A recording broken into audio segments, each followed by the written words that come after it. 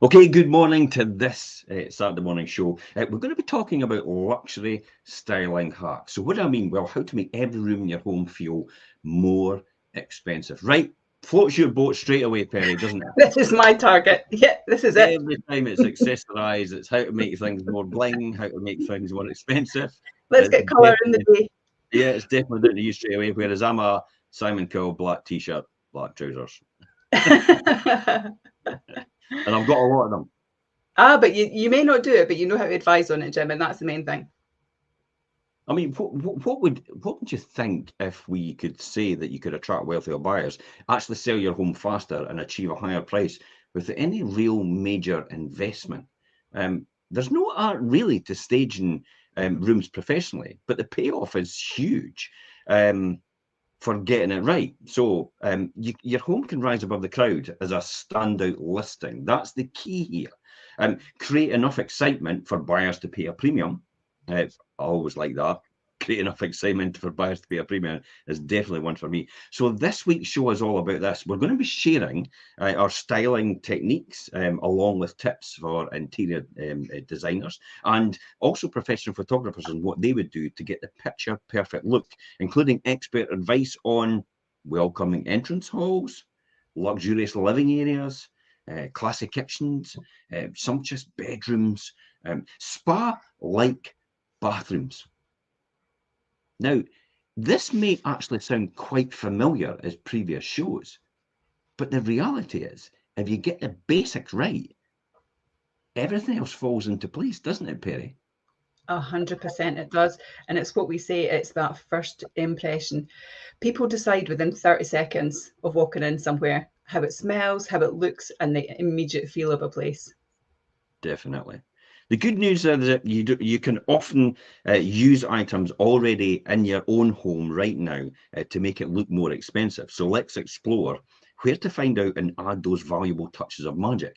The Mhm. first reaction that you get is the curb appeal. Clearly, we've talked about this before, but what happens about the next steps when you walk in the front door, Perry? The entranceway. How do you make an entrance? The entrance is the main thing, isn't it? For most homes, the entrance hall is a buyer's first taste of what that interior is going to look like. It's that first impression that I just spoke about a minute ago, Jim, isn't it? So it makes sense to give them a calm and warm welcome when they come to your home rather than a chaotic greeting. We've seen this when we go out to buyers and sellers and they talk to us about what should I do? What should I change? Yeah. And these things often come up, don't they? So as soon as you go in, what you don't want to see is piles of shoes and coats. It can really overload a hallway, Jim, can't it? And it actually Mhm. instantly tells you, your mind, there's no space in here. I haven't Yeah. even gone in it yet, but I'm thinking there's no space. And that can be a problem for some buyers. Instantly, they've got a negative feeling about the house. So thin out the hooks, just have what you're actually wearing because I also don't want empty hooks either. So, maybe one coat and one pair of shoes. You sometimes walk in the front door and you can't even get the front door open because there's so many coats behind it on the hooks. And the shoes are all piled up at the back as well. So Mhm. for somebody, it's, can't navigate a wee tight space to get in the front Mhm. door, which most people will be used to because that's how they live. Yeah. Um, it's an off-putter straight away, isn't it? Very much so a negative thing. And when you see piles of shoes in particular, let's be honest, they generally smell as well, don't they? Smelly. I was about to say that. They Jeez, generally sweet stink. odour. And what's the advert about? Nose blind. You get Yep. nose blind after a while. A lot of people get nose blind. They don't really realise. And when particularly when I walk in the door, I'm quite straightforward and I just say what I mean often. There's a surprise. Um and I have to think of a diplomatic way to deliver it to someone at Mm, the smell when you walk in the front door isn't that desirable. mhm, So often I'll just say to people, look, the best thing to do sometimes is a quick declutter behind the door and possibly just put some of these wee gel air fresheners from Home Bargains behind every single door. You get 150 for 3 of them or something like that. mm. Used to be 79 pence, by the way. I think it's 150 now. It's doubled. It's doubled since I used to talk about them. So you take the strip off the back, you stick it behind the door, stick it behind a curtain in the living room, stick it behind maybe next to the radiator or something like that at the Mm. bottom. So people actually can't see it. But when they walk in the front door to begin with, they get a beautiful smell. What do you think the best smells are to go for, though, Perry? You know, what is the smells that we should target? And we should get people excited about, maybe about freshness. You definitely want some natural smells. You don't want overpowering. So berry type of smells are generally out for me. You're wanting like linen smells. You're wanting vanilla. You're wanting lavender. You're wanting maybe sandalwood even. You know, you're wanting nice, warm. They're aromatic smelling, but they smell fresh as well, don't they? Whereas sometimes you can go in and berry mix with your natural air in your property sometimes, and actually doesn't come across nice. Yeah, because, you know, we've all watched the adverts anyway for Lenore and Comfort. You know, there are other brands, by the way, but Lenore and Comfort fabric softeners, it straight away, it conditions everybody in their mind that these lavender and vanilla and the linen smells and the cotton smells are smells of freshness. Just like, for example, we brush our teeth with mint toothpaste when it could easily be chocolate toothpaste. All it is a taste. Exactly. And it would do the same job. Isn't it? Yeah, it'd do the same job, but it's exactly the same process. So give yourself a head start, and it's such a simple thing to do, isn't it? It very much it is a simple thing to do. Sorry, that's somebody just came to the door and Jock's back in. Sorry. I've had the Amazon boy dinging the doorbell already. Hey, I didn't tire him out at the beach this morning as I'd hoped. Anyway, so yeah, one of the things I also do as well, because again, some people don't necessarily like the gel things, and they're, you know, the plastics, and so you maybe want some kind of environmentally thing. But one of the top tips actually that my son does, Jack, he actually gets the fabric softener tumble dryer sheets, and you can actually put those over the folds in your radiators as well. And the smells that come off those are really nice. And last time again, you're getting a lovely Lenore fresh smell. So it's just really welcoming. But you definitely need to declutter with the shoes and the coats. So just put your current season stuff in, not your whole row of shoes, Jim, that you have. Just one pair. Well, I've got my shoes for cycling. I've got my shoes for running. I've got my shoes for walking. I've got my shoes for mountain climbing. I've got my shoes for wearing in the house. But they don't all need to be on the rack, do they? Because you're not going to use them all that day. Well, just stop hassling me. It's a Saturday morning. God, the pressure. Anyhow, so that's the one thing that you definitely need to take care of. The other thing as well is natural light when you're coming in. So if you've got glazed panels, make sure that the interiors are clean, that the exteriors are clean as well. I don't know about you guys, but I'm certainly noticing it. Jim, you probably haven't, because you've just come back from Spain. But actually every morning this week that I've gone outside, because it's been a bit misty in the morning, the spiders' webs are there. They're all over the windows and plants and hanging around your doorways. So really important to have all those cleaned off as well. So that's a definite top tip. If you've got mirrors when you come into your entrance hallway as well, really good idea to make sure that they're really cleaned nicely. Don't have them all streaky and marked, because you want to have the cleanliness, the freshness, but also the mirror gives that kind of false impression that actually the rooms are bigger and brighter than they are. So it does amplify things. You're right, it amplifies the effect of the room. Leave all your room doors open as well to maximize the feeling of flow. We tend to do that, so we would open the, you know, if you're coming into a vestibule in particular, and then you've got the inner door hallway, if you've got maybe a couple that are coming to view and the agent is also there, the agent's opening the door, then the couples and everyone's kind of marching into this vestibule at one time, aren't they? And there's just no space. So have the hall doors open, make it nice and roomy. So the only advice I would give anybody out there if they're doing their own viewings is when not to have all the doors open into the hall, is if you've got proper natural light, or you've maybe got, you know, white light in your hallway from your LED lights. If you've got that, then put them on. Sometimes you'd want to keep the doors closed if you want to control the viewing. In other words, if somebody turns up with a family and they've got younger children, in order to, because let's be honest, they run riot around the house. That's what they do. They're so excited. They're seeing a new house. They're like, I want to pick my bedroom. So you want to control that if you're doing the viewings yourself as a seller. So you want to make sure all the doors are then closed, and you just open the door as and when you invite people to come into that room. And then what you can do from there is, once you open the door, you let them go in first. Now, if the room is a bit more compact, here's an estate agent's word, aka smaller, also known as smaller. Compact and you. A bit more compact, then don't walk in the room, just stand at the door. Just stand just outside the door so you can have a chat with them at the same time. You know, any questions you've got to ask or anything like that. If the room's a lot bigger, then move to an area where you're not standing in front of the door, because people get a bit nervous when you stand in front of a door, because it's like, oh my God, I can't escape. Mm-hmm. Genuinely, It's some true. people feel like that. They feel like they Mm-hmm. can't escape. So don't stand in front of the doorway unless it's absolutely necessary, because maybe the size of the room. So just stand off to the side, just like here, and then you've got plenty of room coming through over here for the doorway for anybody to see in and out. So it makes Yeah. people feel comfortable with the fact that they walked into the room.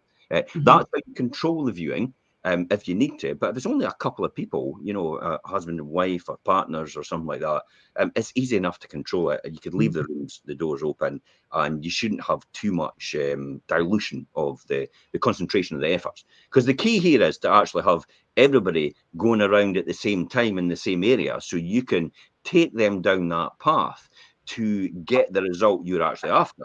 And Yeah. it's like, you know, so you're going to make me an offer. But you have to skillfully work forward and work for that to get that offer at the end. Having people run sporadically around the house and everything out of control when you're doing the viewing is, you're never going to get that result to the end, or you're never going to get some sort of, so what do you think? So It's not only that, you're right with what you say there, Jim, but it's also actually you want to control the flow of how you go through the room, as in what rooms you go into, because you want to keep that wow room to the end. Absolutely. Because they're already in it, and then they go, oh, I'm definitely in. Could you imagine if you just had the laundry at the end? And here's the laundry. Okay. A bit of a damp squib at the end of this. So if you do have that situation where you are left in that uncomfortableness, then get them back to where the wow room was, just to finish it off, even though you've been there before. Or get them outside if it's a beautiful sunny day and the sun's teeming down in the back garden or the front garden or wherever. Sometimes you might not want to go outside because the next door neighbours are there, and then you start to discuss, so what are you thinking? And then the next door neighbours are tuning in. So you've got to think about these things as well, about whether you should be outside or inside based on all these circumstances. Now, when you think about it, Perry, can the viewers out there, or can the listeners out there, understand why it's a bit complex, all the different things you've got to think about in the viewing process in order to try and get the result you're after? It's not just a case of letting somebody in and go, yeah, okay, help yourself. I'll be sitting in the lounge or the living room. Just give me a shout when you're finished, because you've got to skillfully navigate them forward in that process. Yeah, 100%. You do need to. So that's definitely something to think about as far as doorways and how you set the house up when you first enter it from the main entrance. The third thing I would suggest as well was revive any original floor tiles. So, you know, we often see it in East Nook where you walk in and you've got like the mosaic, you've got the original floor tiles. Make sure they're clean, they're looking nice and shiny and bright. If you've got boards that are maybe creaky, get that screw in, because again, if they're coming straight in and standing on creaky boards, they're thinking, okay, if that's the first part, what's the rest of it going to be like? Again, if you've got worn carpets, you know, you might not want to replace carpets, but you might want to put a nice rug or something down, just make it look nice. You don't want to give a negative impression.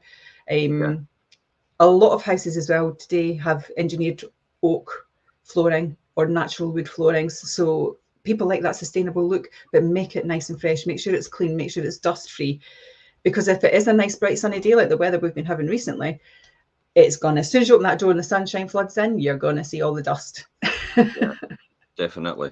And if you don't, here's another top tip as well. I don't know if watch when you're using a mop, I would say, when you clean it. Because if your mop's dirty, if the water's dirty, you're going to get left with streaks on the floor. Yeah. So make sure that floor's polished at the end of it. It is a bit of an effort to go to do that. Hence the reason why we talk to a lot of sellers and say, we're not just going to appear with somebody on your doorstep to say they've got to view right now. You're going to be given plenty notice. And there is top tips. We've done a show before, how to have your house viewer ready within 2 hours. So, you know, so it gives you a lot of time to be ready for it. So you don't need to panic and be under pressure and stressed about the whole process. So I think that's some of the key important information that you would need to know as a seller in order to get yourself onto the right footing about that. You know, finally, if your hall feels a bit bare and all the rest of it, hang some photographs, pictures or prints to add some sort of life and colour and character as a wee bonus. Also, they also prevent your walls actually from getting scuffed by the viewers, because people will actually stay away from it, especially if you've got a tight hallway. Some places really have tight hallways, don't they?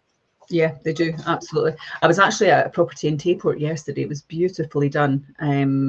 The lady in question had really decorated it nicely and been really thoughtful about how she was designing it. It was very neutral in colours all throughout, but she did personalise it, but in a non-personal way. I know that sounds daft, it's a bit of a contradiction, but Yeah. she'd obviously been to Kenya on safari and she'd taken these beautiful pictures of elephant, giraffe, there was a lion and a zebra. Mm. Fantastic photos. And what she had done is got them on canvases. I'd say maybe they were maybe about 16-inch squared, but it was like it had, wasn't a glass, but it was almost like it had a resin front on it, so they were hard rather than photo prints. So Yeah. and they had in 4 bits on this entrance as soon as you went in.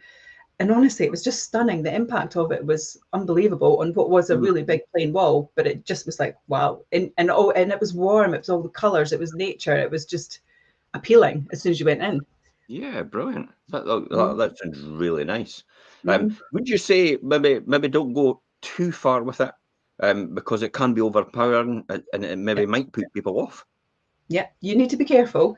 But the great thing about it was that it was very neutral the rest of the way through the house, but it had grabbed my attention Yeah. instantly, which I thought was great.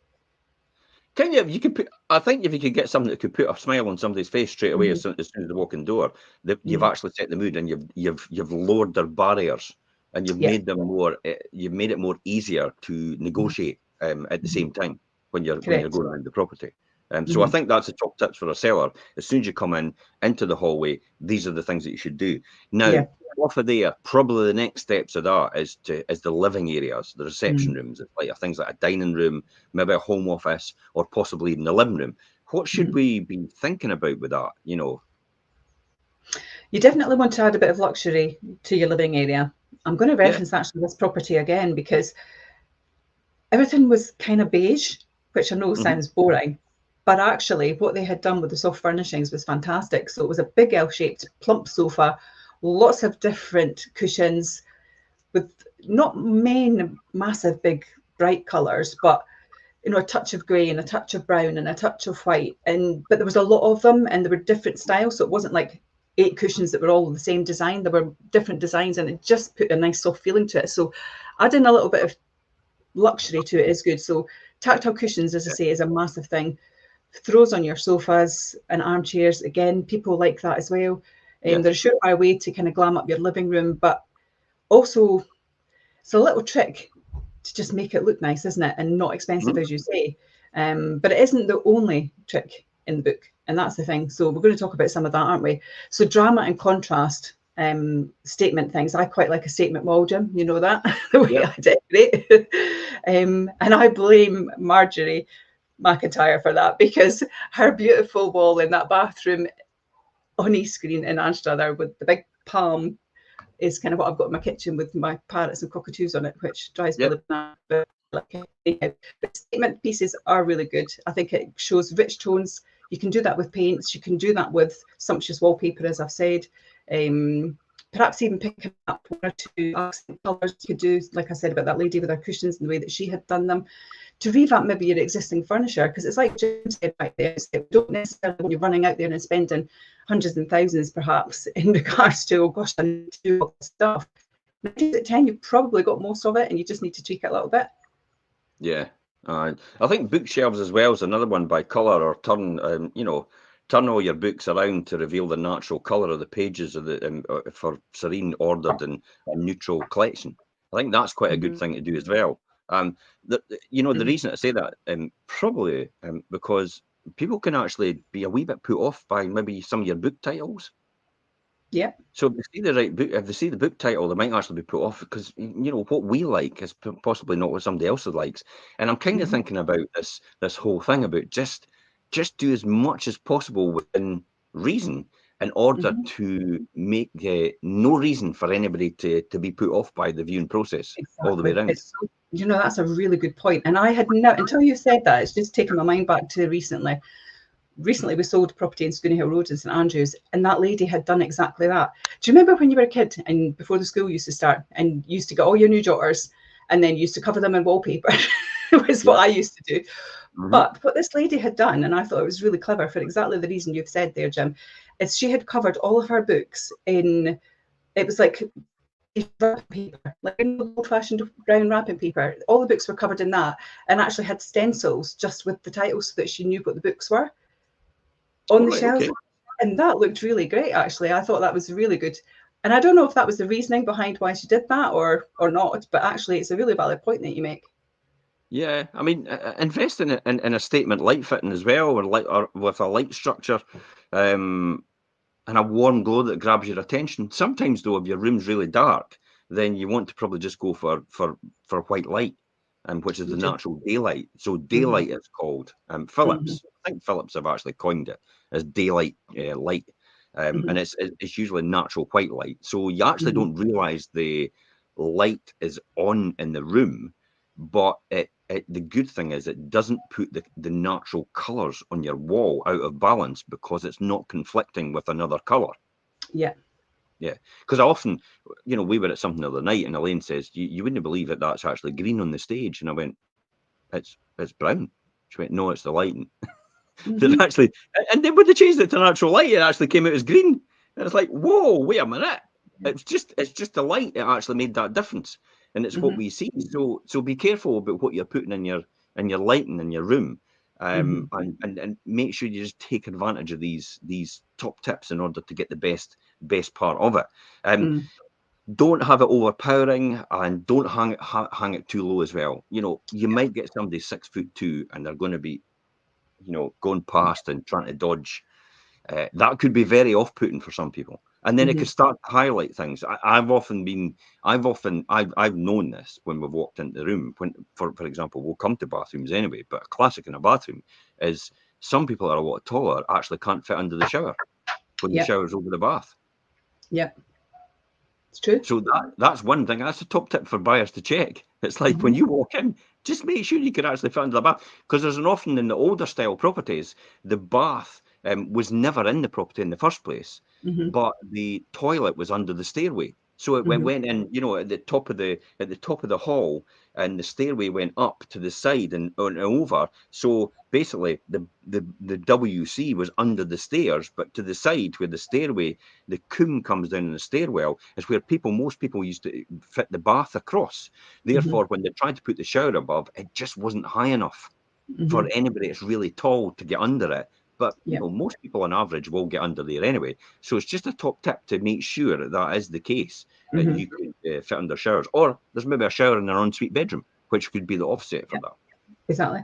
But you're right about saying about hanging things low as well, because if you're looking at luxury areas, and the dining area being one of them in particular, if you get all these nice big lamps that you can hang down, but actually in a lot of kitchens nowadays, you get islands where people like to sit. If you're sitting at the island and people are sitting opposite you, and actually you're having to go like that to see around the light, again, it just doesn't work for people, does it?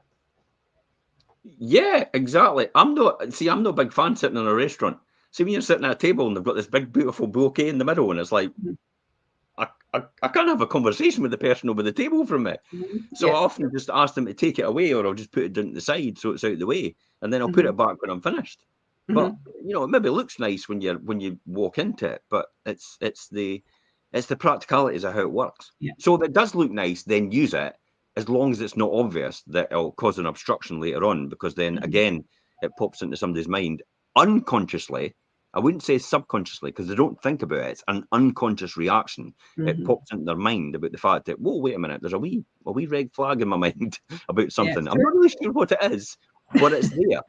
And then that's when they start going looking in other places about, there's something just no right. And then that's when people turn around to you and say, there was just something no right when I walked into the property, and it just wasn't the one for me. And I'm like, it fits all your criteria. Yeah. Why would you go? It happens. Often happens. Absolutely. So keep the space between the dining table, as you probably said, and the wall to avoid it looking cramped, and dress it with a centerpiece, the ceramics, wood. I'm more a fan of wood. Ceramics always imply, could get broken, stuff like that. Yeah, a lot of dusting to do there. So I'm a big fan of the wood style, because it's easy to wipe down and not really that much hassle. Sellers sometimes ask us if they should present a fully laid table of cutlery, crockery, and everything else going. It's like, should I set the table for lunch? It's like, well, we're not Mhm. inviting them to dinner. That's maybe not the right thing. Possibly, if it's a beautiful sunny day outside, that's kind Mhm. of the impression you'd get to make it look like, oh, there's another usable room, but it's not Yes. in the house, it's in the garden. That's Mhm. a real good top tip for that, when you would do that. But Mhm. but but it can make buyers feel like they're holding up your dining plans. So keep it simple and natural. It's not only I agree with that, and it's not only that. And it's funny because I was speaking to that lady yesterday when I was talking about her styling tips earlier on, and one of the things that she was speaking about, because they're moving, they're buying a new build property, and there's two people coming together, and so they're starting to think about how they're going to style the new place. And the partner was going online and like looking at ornaments and knickknacks, and she's thinking, why are you doing that? Because those things actually are really personal items. The generally are things that you buy when you're maybe traveling or you're out and about and you're maybe in the East Nuke and you pass one of the wee shops and you see something in the window and you go, oh, that would be perfect. They're memorable things for you. And I think if you set a table like that, actually, and it's not the style or appeal to the person that's viewing the house, they're going to go, oh, I don't like that. And again, it's that negative, isn't it? Yeah, definitely. But we're not saying actually keep your house sterile and neutral. No, no, not at all. You want to make it nice and luxury looking, and there's ways of doing that. Just be choosy with how you do it.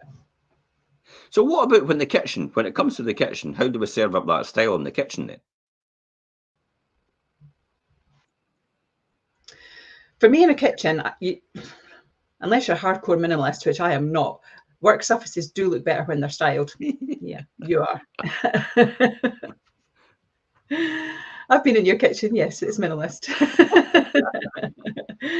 You don't want it to look completely bare, though. It just goes back to what you said, Jim. So I think it's great if you've got the space and if you've got the worktops, you don't want to be having them cluttered. But if, like, for instance, I bake. So if you bake, for instance, and you've got a couple that are coming round and you see a really big, mixing machine sitting on the side, that's really inviting for people because it looks like a nice piece of equipment, of course, but secondly, actually what you're unconsciously telling them, as you said there, Jim, is that I can bake in this kitchen.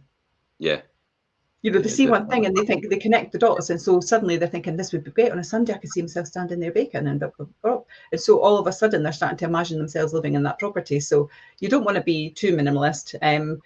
But here's what to remove, and here's what to show off would be my kind of suggestion. So Yep. keep out your best gadgets, as I said. So if you've got stainless steel ads, like big chef style kitchen area machines, baking machines, along with a few posh things. People do like posh cookbooks, so put your Yeah. cookbooks out as well. Seasonal vegetables, I think, are great for having them out, and fruits.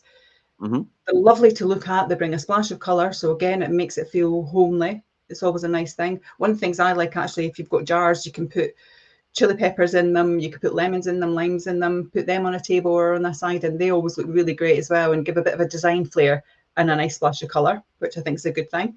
Yep. Rices and pulses as well. I have jars of those on my bunkers, as I would call them, your worktop. I have those out. And again, what you're telling people is you can cook in here. You can make great food for your family. Yeah.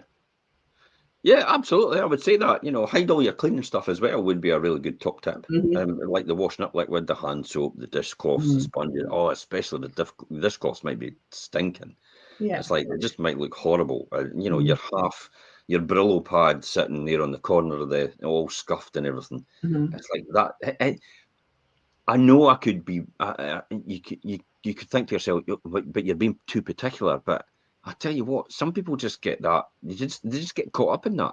Mm-hmm. There are, believe it or not, there are people like me out there. Thank God they're few and far between. I would say that. But there are people like me out there that will look at these things and go, God, that's mine. It's true. And They do. and so make sure, or get them into small carries, or with Mm-hmm. and dispensers and stuff like that. These are Mm-hmm. the sort of things that's clear out the way. I mean, they're all practical day-to-day things that we'll use, but just stick them in a cupboard. By the way, no one looks in your kitchen cupboards really. It's No. very, very rare that ever happens. So Mm-hmm. you could probably just put everything under the sink, Mm-hmm. just so it's out the way. Pile it high, fill them fast, and then just get all your declutter out of your kitchen. But as you said, Perry, the stylish things, the stainless steel's a real good one. Now, Mm-hmm. the hanging cook pans and woks and stuff like that up the top on the rack, the stainless steel Mm-hmm. rack, maybe at the side or with a cooker are actually a really good sell point, especially if your kitchen is designed and the person coming along maybe is actually, they love their cooking. Now, again, this is up to your agent to make sure that they understand what the buyer's looking for and what type of person the buyer is.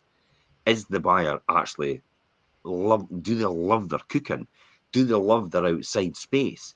These are all the things that an estate agent should understand, or whoever is doing the viewing. So if you've got an estate agent that gets you to do the viewings, you need to know probably just a bit more about the personality of the person coming around to see your property, so you could understand how to, I wouldn't say stage, because stage implies a lot of time and effort and expense, but how to just set out your property to create the right mood and environment for them to basically say yes. It's like you're wanting, the whole process is all about them saying yes, yes, yes, yeah. Would you like to offer? Yes. Would you like to go over the home report value? Yes. It's about doing all those things. The fella can't refuse. Yes. But actually, one of the things that I do now, and you've made me think about it, is I was doing a viewing the other day there, and the person who was viewing has looked at the property a number of times, has watched our video a number of times, and I know that that is kind of what they've been looking for. But when we were standing outside, they were already exploring the external of the property, and I said, right, we did the intro bit, lovely to meet you, the usual things that you would do when you meet someone. And my next question to them was, okay, so what is it that you love about this house, and what do you need this house to do for you? And that allowed me to understand actually how I would show them around and where were the impact rooms. So probably your advice to anybody doing their own viewings is ask the buyer straight away, what is it you love about the house that would appeal to you, and what use is it, what would it be for you, what's attracted to to this house in the first place, and then that's what your whole script should come back to, everything to say for them to say yes. Because remember, people won't buy it for they don't buy it for features, they buy it for benefits. What is it going to give them? They don't buy it for, everybody knows it's got 3 bedrooms. Everybody knows it's got 2 reception. Everybody knows it's semi-detached or terraced or whatever. We've seen that. You don't need to tell me that again. You need to tell me all the benefits for myself and my family that are going to get out of this property over the time frame that we're going to live in this property. That's another good one to establish as well. How long do you see yourself staying here? Is it going to be your family home for the next 20 years? And then you'll downsize from there. Is it going to be a starter home? Is it going to be a downsizer because you're coming from a lot bigger home? That's another thing you probably want to know about the buyer before they walk in the door, because you could be pitching them for this as a great family home, and they're thinking, I'm actually coming from a castle to this to downsize. 100%. And I was glad I used the most money too, because they're coming from a castle. 100%, Jim, because that's exactly what I did with that particular lady, and it was for the property at Blackety Side. And she said, the important things for me, Perry, are the kitchen, the utility space, and the outside space. She said, because this is a downsize for me. And that house is enormous. It's got 2 acres of ground, and it was a downsize. So I have to understand all of those things and understand what it is that she's looking for, as does the person. But the kitchen was the big thing, which is what we're talking about. So I knew immediately, when you're talking about people don't open cupboards, you're right. But actually on this particular one, I did open one of the cupboards because it was a big walk-in larder. And I knew that this lady baked and cooked and entertained with her family. So I wanted her to see that actually you had a double fridge, you had a double freezer, you had this huge walk-in larder, you had recycling, you had the wine fridge, you had your dishwasher, you had your seating areas. And she needed to know all of those luxury items were there for her. So, you definitely need to understand it. So luxury items are a big thing. So we've talked about kind of colours with the fruits, the vegetables, the jars, the cooking. You've talked about the cleaning stuff and making sure you hide all that. But cookware can be nice, but it can be off-putting, depends how it goes. But stacking crockery and cookware neatly on open shelves, clear all away like garnishes or packets or anything like that you've got mixing stuff if you're cooking. You don't want to have them in. You want to make sure that you have space in the cupboard areas on the shelves if you're displaying items, and that it's not cluttered. So definitely good to show that, and maybe have your couple of good knickknacks out. But even for yourself, actually, for the nose blindness that we talk about a lot, I don't know about Elaine, but I did this recently. I decluttered my cupboards, and I couldn't believe the amount of stuff that was out of date. It's ridiculous. So, you know, if you've got like seasonings and things like that are maybe partially opened and they're out of date, they're not going to smell nice. So if people accidentally think it's the fridge or whatever, and some people will go, do you mind? And they'll open it before you realise they've done it, and all that smell comes out. It's not appealing. We've got a Scot that does that. And then I go, where's my pot noodle from 3 years ago? He says, I chucked it out, it was out of date. I could have still eaten that. There was nothing wrong with it. Oh, God. I was looking forward to that. Jim. Honestly, listen, sell by dates and best before dates are not really real. It's the sniff tests that are more important, and just Exactly. like, oh, is it really non-perishable? Aye. When you're talking about pot noodles, it's just straw, isn't it? Flavored straw, and that's it. Or maybe dust and straw. True. And maybe just taste a bit of flavour. And it's like, well, can that ever go off? Probably not. But yet they'd still put a best before date on it, don't they? They do. But if it stinks, the sniff test's a good thing, isn't it? All right, I'll give you that one. Okay, so and that's it. There is a lot of stuff in cupboards that will be out of date, because we all do it. We all stick stuff in the cupboards. We think, oh, we're going to use this. We maybe go through a fad that we're in our cooking, then goes to the back of the cupboard, is never seen again, and you know, Michael McIntosh talks about 5 spice and the spices and everything. I am 5 spice. I am used all the time. And rosemary and thyme look at 5 spice and real disgruntled mood. It's like, we never get used. It's no fair. But yeah, you're absolutely right. I get that straight away. Cleaning your cupboards just in case. It's a good thing anyway. At the end of the day, you've got to be moving, so you're going to have to do it. You're going to have to do it. So you may as well start decluttering now. And that's then takes me to the process of the decluttering. We have other shows about decluttering, so just go on our YouTube channel, Fife Properties TV, and type in declutter in the search, Fife Properties, and you'll get a fantastic show and vlog and blog on podcast on decluttering. And again, as I say, the how to be 2 hours viewer ready every single time, stress free. That's a really good one as well, and advice for people who would want to go. But ultimately, your goal is really to present a well-ordered, functional, a beautiful kitchen that buyers can see, see as a joy to use, and a space that they can't wait to actually own. That's it. That's true. It's ownership. You're buying your home. They're not buying your lifestyle. That's it. So absolutely. So pitch it to them. Find out what they want and show them how to get it. Takes me then from kitchen. We're almost at the bathroom. Bedrooms. Can we really get creative with a bedroom? You know, you're talking to somebody that's just beige carpets, magnolia walls, white ceilings, skirting basin, bit of natural wood, only because there's no way I'm painting over this wood because it looks gorgeous. And I think when people paint over real beautiful natural wood, it's just like it's a sin.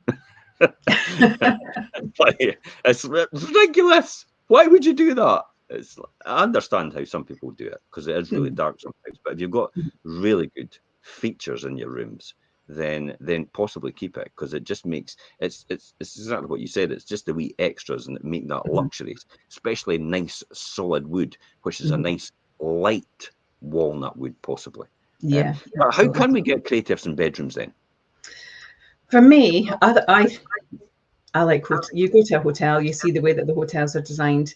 Hotels can be quite minimalist, but actually they're I get completely jealous when you go to hotels. You look at the rooms and you think, how on earth do you get this laid out like this? This is the same size as my bedroom, and you've got a bathroom in here, you've got the wardrobes in here, and you've got a big, massive king-size bed. How is that possible? Because they've not got all of our garbage stuck in it as well, have they? Everything's empty. That's why it's not got all the clutter that we take. Probably right, yeah. But they do make them look nice, and actually you can make a bit of a hotel theme for yourself, and that does give it some luxury. So sumptuous sanctuary of sleep is what people are wanting to look like. You want to capture the viewer, you want to make them think that they're getting good bang for their buck effectively, and that it's a great space to be in. It's one of the places that we spend a lot of time in. So for me, the tricks really are, whether it's a double bed, a single bed, or a spare room, you want to have certain things that you do to these rooms to make them nice. So use 2 rows of pillowcases. I think that's always good. 2 rows of pillows make a property and bedroom really welcoming. Smooth out your duvets. There's nothing worse, and I've done it myself when I've gone to places when I'm checking the house and the duvets are all crumpled. It just looks untidy, doesn't it? So make sure that they're all nice and even and clean looking. Fold it over as well, about between 12 and 18 inches at the top.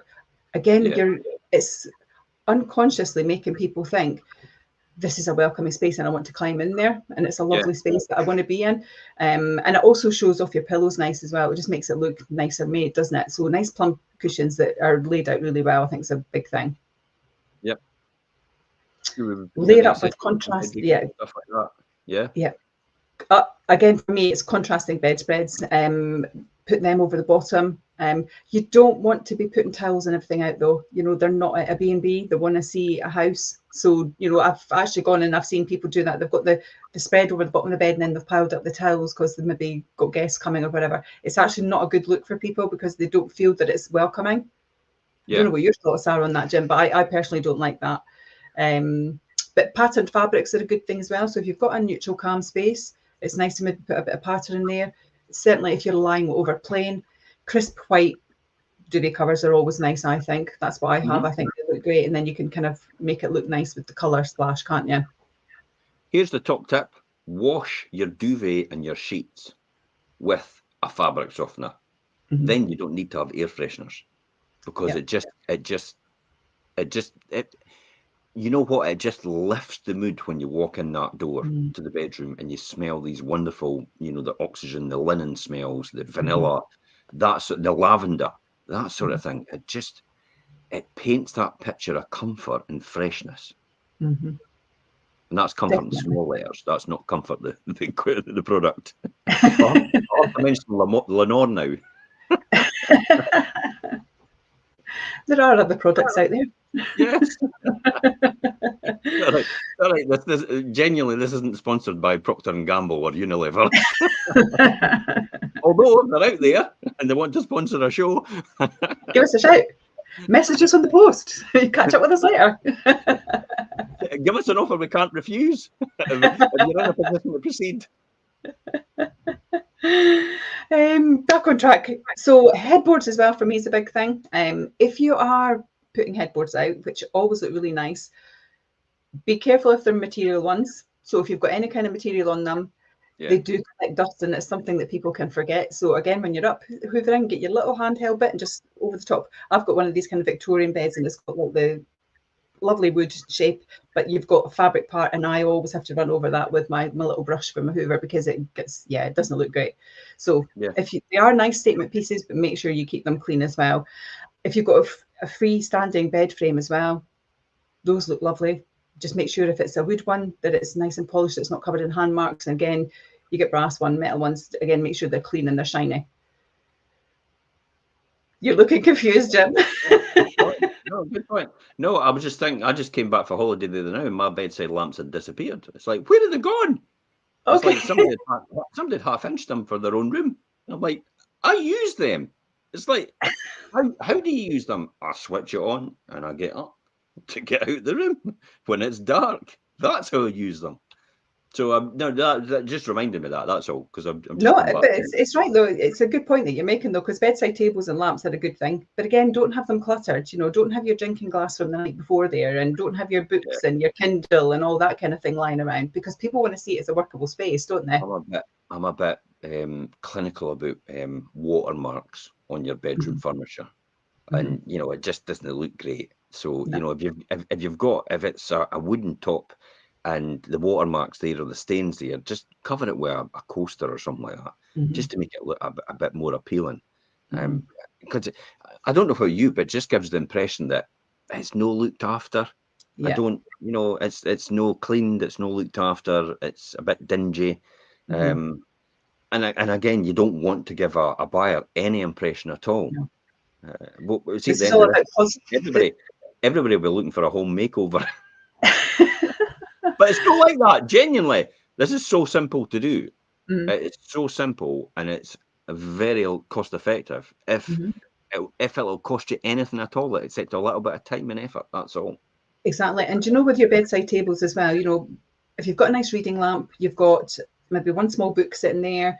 One of the things that I like, and only because it's personal to me and I enjoy it, is I've got like a little bud vase. And if I'm getting my shopping and I buy my flowers from Aldi's, Lidl's, other stores are out there, Yeah.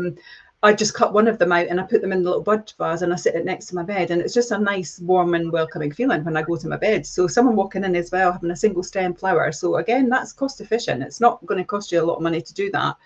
You can get nice, quirky alarm clocks as well. So get a nice one. You know, you don't want a big bat phone or something like that, but you know, you can get a nice modern small one that you can get that looks So welcoming. my Benetton Teasmaid's got to go then. Definitely, definitely. I remember we had them. Mhm. We tea for two in the morning when you would I get know. up. You would have it set for yourself. It was all the rage and all the fashion way back I in the know. 80s. Mhm. What I Oh, often see, something we haven't spoke about actually, and just because you've made that comment, I was at property the other day, and in their bedroom they actually had, because it was quite a big room, they had a lovely cabinet, and on top of it they had like a whole coffee set up like a hotel. So they had their coffee machine and the capsules and the cups and everything. And I thought that was quite quirky, yeah. a bit different, but again, it was welcoming. I quite like that. Wee Yeah. splash of luxury. That's what it is. It's just the wee difference to make that extra luxury, isn't it? Mm, I would say. So, definitely leave out beautiful things on top of your chest of drawers is probably another one. mhm, It's a big thing. The chest of drawers, the dressing tables. Oh, for goodness sake, just make sure they're cleared and decluttered. There's sometimes you're walking at places and there'll be loads of dust at the back of it. mhm, And it's just it's not that you don't do anything. It's because you live day to day in your house, mhm. you don't realize it's building up to that.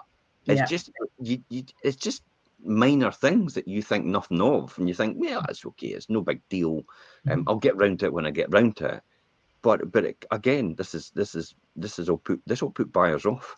Yeah, because it's the garish carpet in the middle of the room. It gets me every time, and I say to people, it has to be rolled up and mhm, put away in the cupboard. mhm. Because when someone walks into the room or they see a photograph on the internet or a video on the internet, then the first thing they talk about at that house is, God, look at that carpet. It's like Mm. we've lost them. Yeah. We've lost our whole thought process and going Mhm, down this mhm, this path to get to the result. Everything is designed in the viewing process to mhm, cover all the objections and reinforce all the good things about the property that the actual buyer has in mhm. order to get some sort of finite conclusion at the end about, are you going to offer on the property? Yeah. What's your 100%. offer?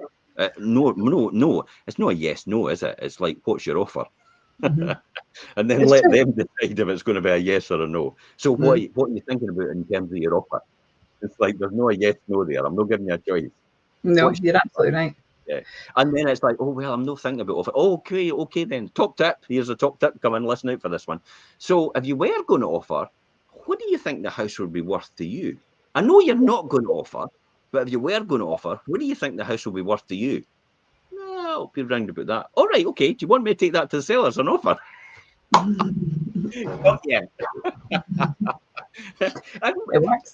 a lot of the time, somebody's actually said, they've looked at their partner and went, yeah, okay, take that to them. It's like, Mhm. woohoo, got an offer.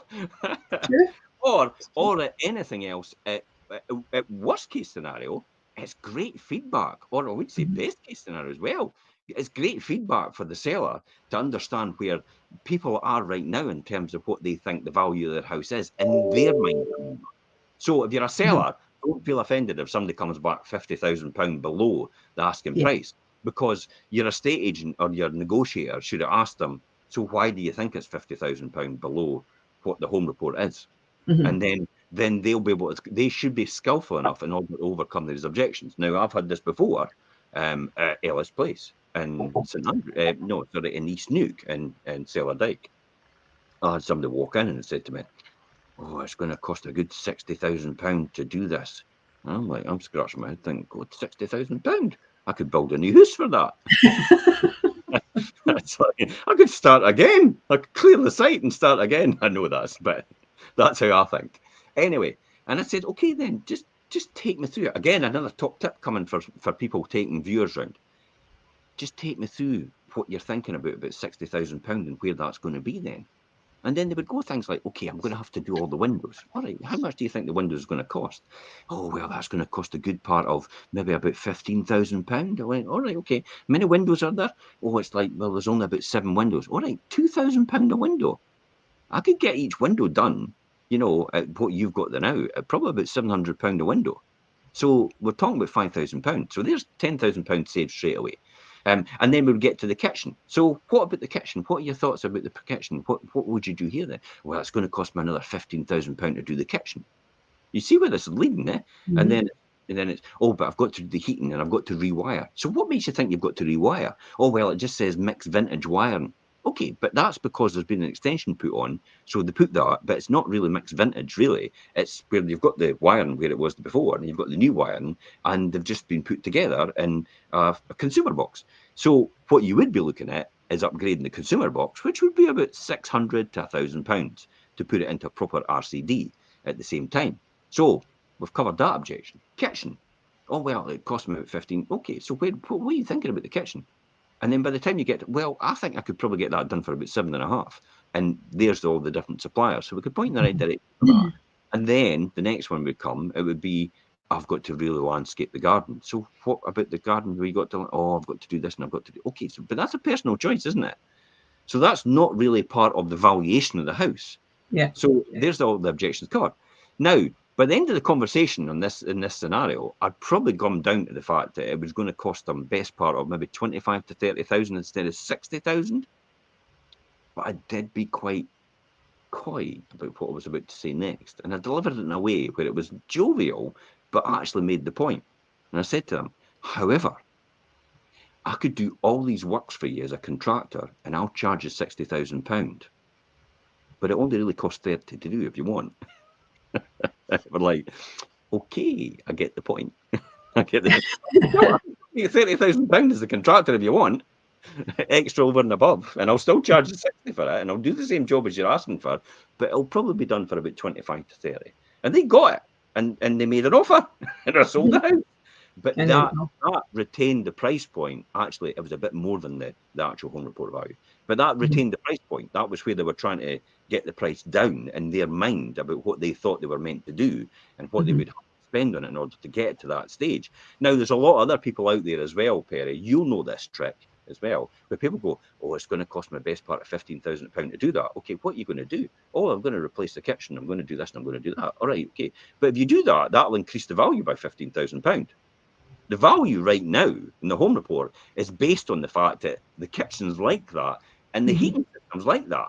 If you spend if I go and get the seller to spend £15,000 on, the valuation will go up in price and you'll have to pay that more. So it's not the fact that you reduce that to get that off. It's the fact that you're too tight that you didn't want to pay any more money for this property. That's really what it comes down to.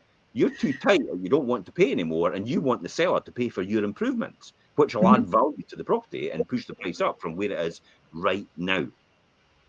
Another good skill for negotiation. Obviously, don't deliver it that way to the buyer, the potential buyer. You're too tight. But really, see, I told you, I'm straightforward and just straight to the point. But that's what it is. It's buyers often think that they should be getting money off to do the things that they want to do. In actual fact, well, no, the seller's not there to pay for your improvements. The property is valued in the current condition. Value as it stands right now, with what it is right now. If the property is riddled with damp, it's valued on the principle that you've probably got to spend £15,000 on the damp, and that's been taken off the valuation as it was. If they want to do the damp works for you, then that'll add on to the valuation. It'll go up by £15,000. So we'll be talking about a new price point then. Hopefully that's got the message across to anybody. I think so. I think that was quite clear. Won't undercut people.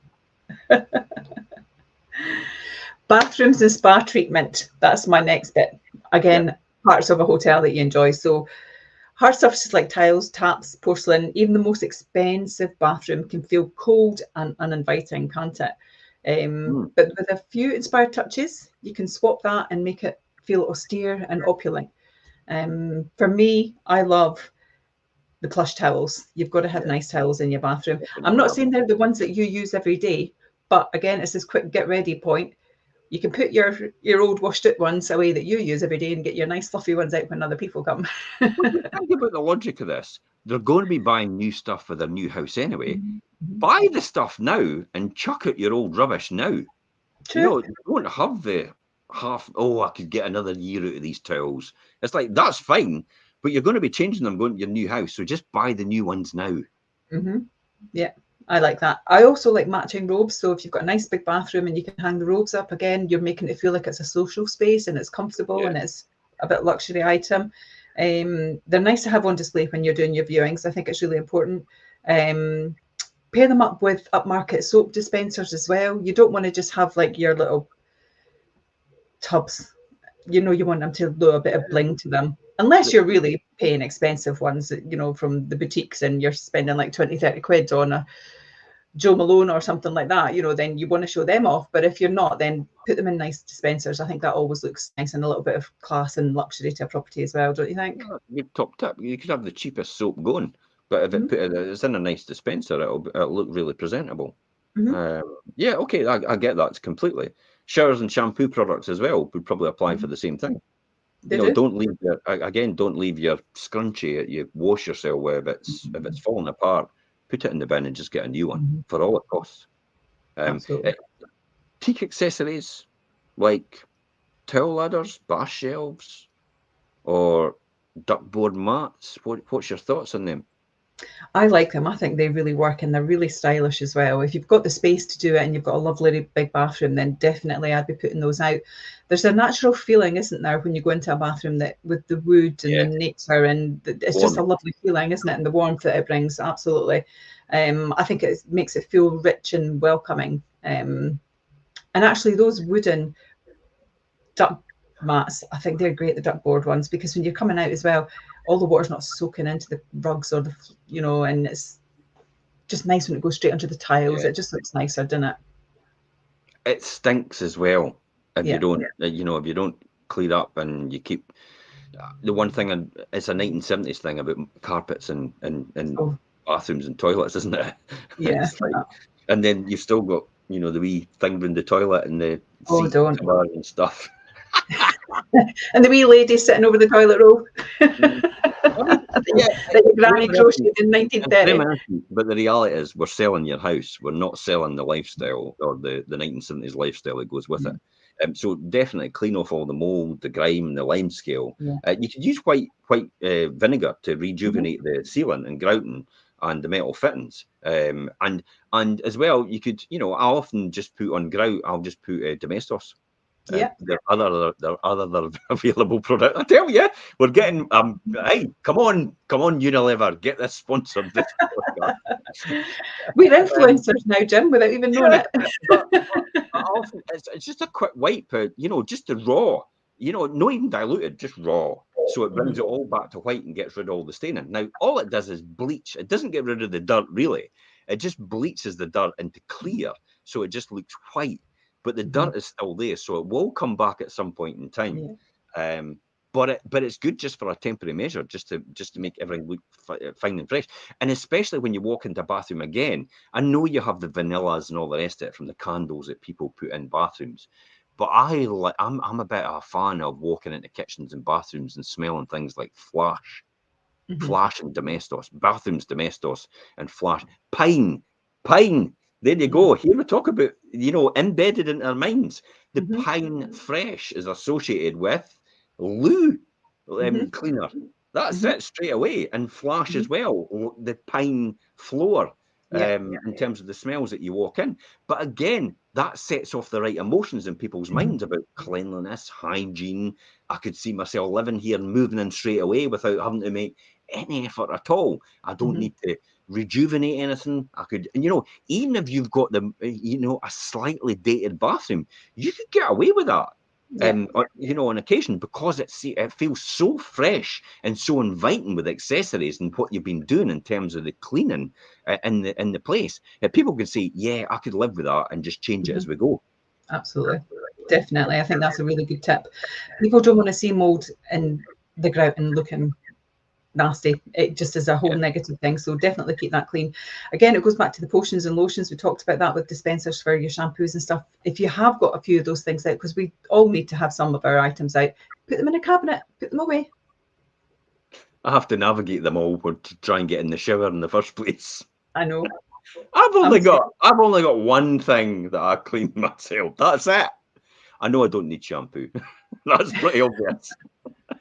But I've literally got one thing that I wash myself with, one fluid, and yet there's loads I have to navigate to get in this shower. Yep, same in my house. Even to get my tea on the side, I've got to move all the things and all the rest of it, all aside, just to get my cup of tea sitting at the side of the bath. You need to get Elaine to watch the decluttering video. Oh, like, no, I'm never. No, I dare mention anything. It's like usually, how do you think this thing keeps beautiful then? How could you argue against that, eh? You can't argue. You can't argue. You've got to go with the flow.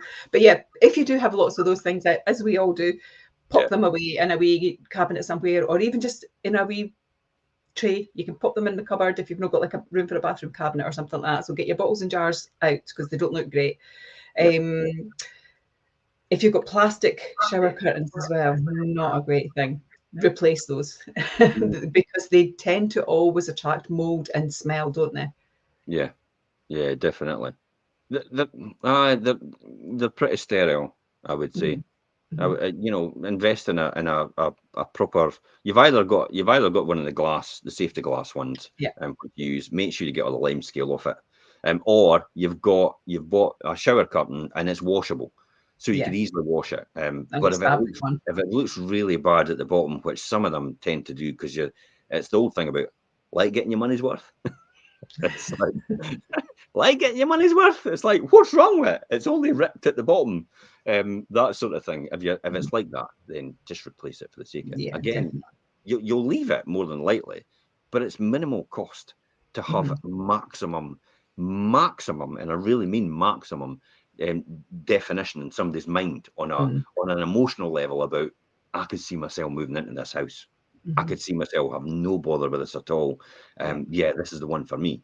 Whereas all these wee things that we've talked about, with the dust, about the grime, about the grout, about the ceiling, about just round the toilet, and maybe it's got a carpet in it. It's like, just change it for lino.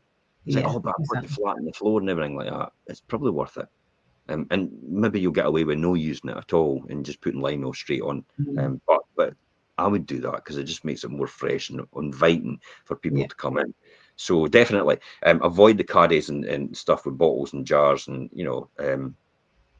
as attract the piles of dust, as you said, and swap the thick plastic shower curtain. Yep, definitely, for the fabric. It feels better. It does. It's more elegant. It's softer. It's not so harsh looking.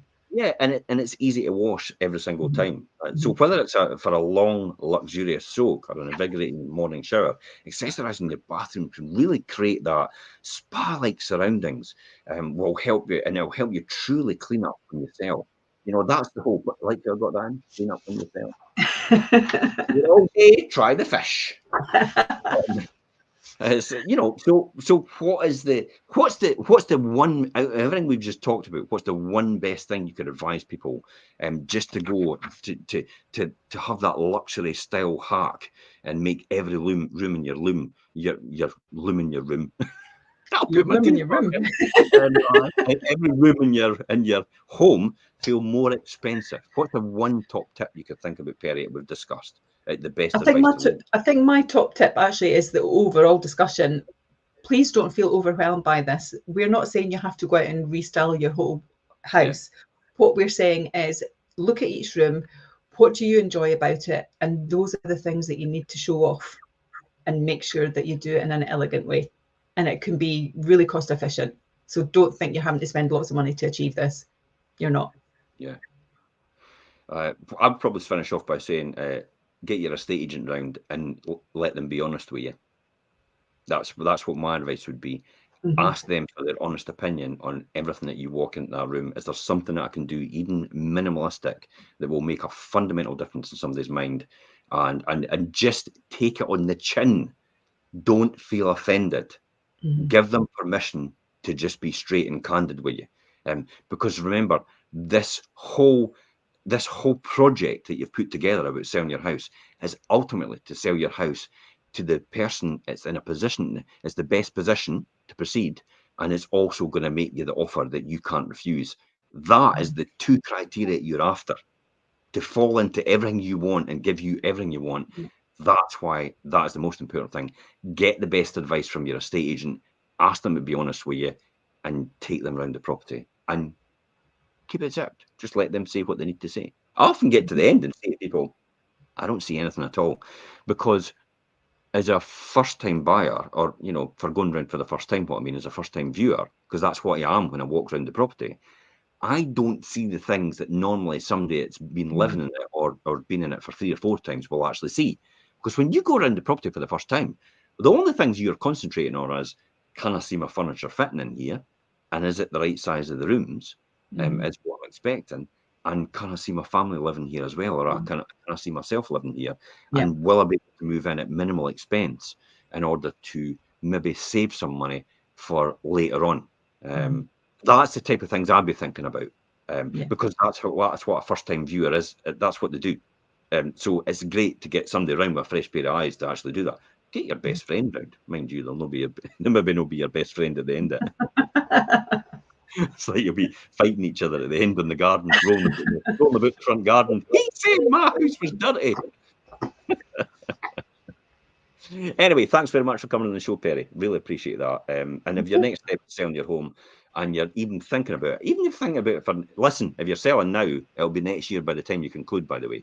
So if you're thinking about next year, get somebody around now to have a discussion with them, just to get the ball rolling, in order to know your numbers, know the facts, and what you need to do. Because an estate agent can walk in the door and say, yeah, I definitely think you should change the kitchen. And it's like, right, okay, when am I going to get a contractor at short notice? Because I want to sell in the next month. Possible. That's why I do it now. So you've got all these boxes ticked before you actually start that. Okay, thanks for coming on, Perry, and thanks for everybody tuning in. And if you've got any more questions later on, please feel free to put them in the comments. You can message us direct as well. Until next time, guys, it's bye-bye from us, and see you next week's Saturday Morning Show. Take care.